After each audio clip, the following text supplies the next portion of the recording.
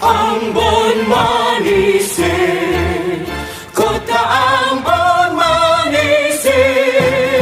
Sejak dulu engkau terkenal dalam sejarah internasional. 7 September 15